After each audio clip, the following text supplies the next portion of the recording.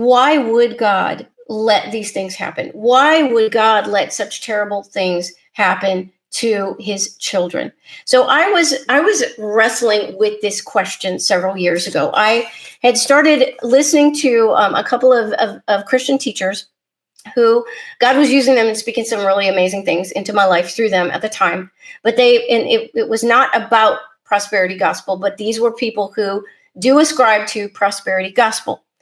And so I was really wrestling through that with God, because I have never believed in prosperity gospel. And just so we're on the same page, that's this teaching that God always wants Christians to be rich, wealthy, wants us to name it, claim it, always wants us to be physically, completely, perfectly healthy, and never lets us go through any kind of trials or suffering at all.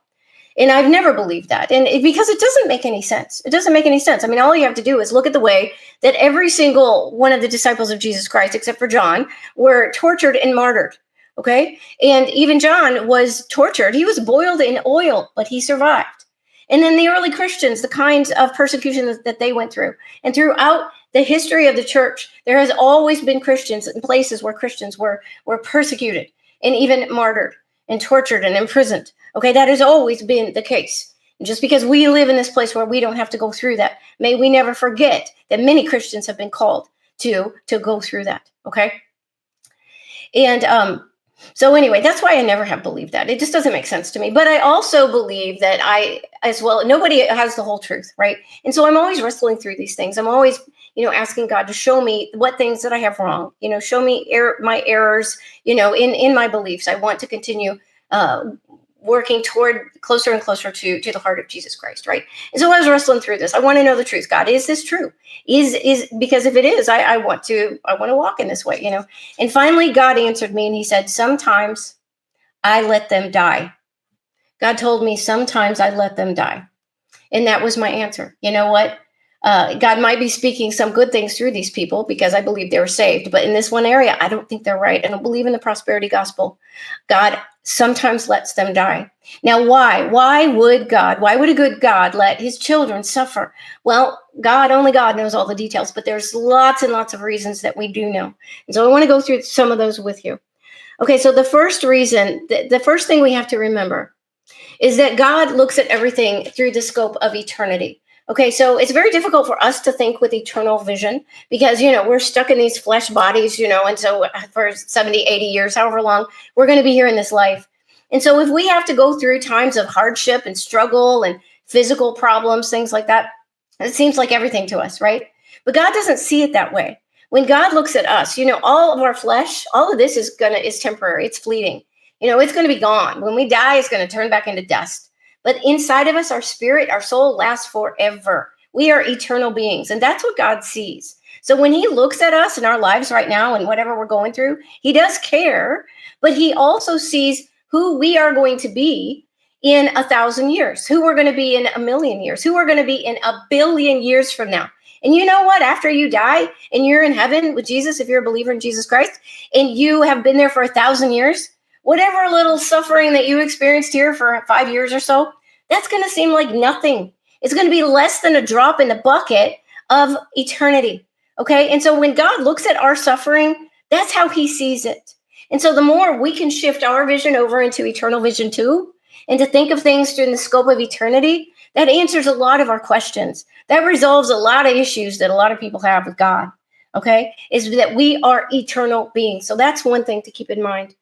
And like I was saying before, there is nothing that strengthens your faith more than persecution. And here's why. Because if you know that saying you're a Christian and being bold about your faith means you are going to experience persecution and you decide to do it anyway, then that strengthens your faith like nothing else can. I've been going through this persecution of my business being attacked for over a year now, and I would not trade it for anything because my faith is so much deeper now than it was before this started. It's been hard. It's still hard. We're still going through it. We've had to change our entire lifestyle, but I wouldn't trade it for anything because the place where I'm at now with my faith is so much deeper. It's so much more real. I can access such deeper joy and fulfillment and victory now than I could before this started. And that is true of this little light afflictions that I've suffered. I can't even imagine how deep that goes when it means you're going to be imprisoned possibly or possibly tortured and even martyred. Another reason why God allows it is because even though Jesus Christ, when he died on the cross, he shed his blood and then rose again and ascended back up into heaven, he canceled the spiritual contract that Satan had over us.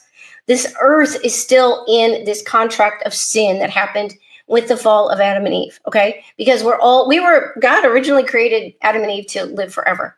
They had glorified bodies.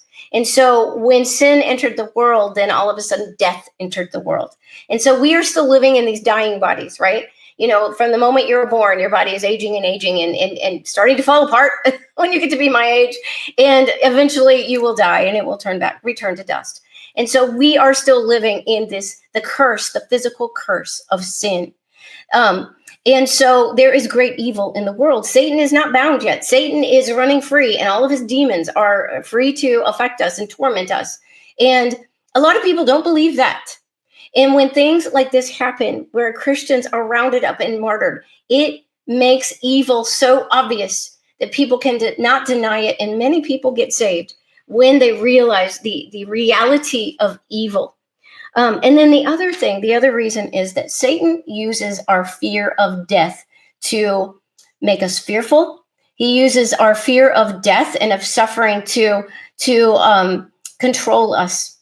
And so when you get to a point where you're not afraid to die for Jesus, you're not afraid to suffer for Jesus, then God is invincible in you. God can work so powerfully in your life when you get to that point. So these are some of the many, many reasons why God would sometimes choose to allow his children to suffer and to even be martyred.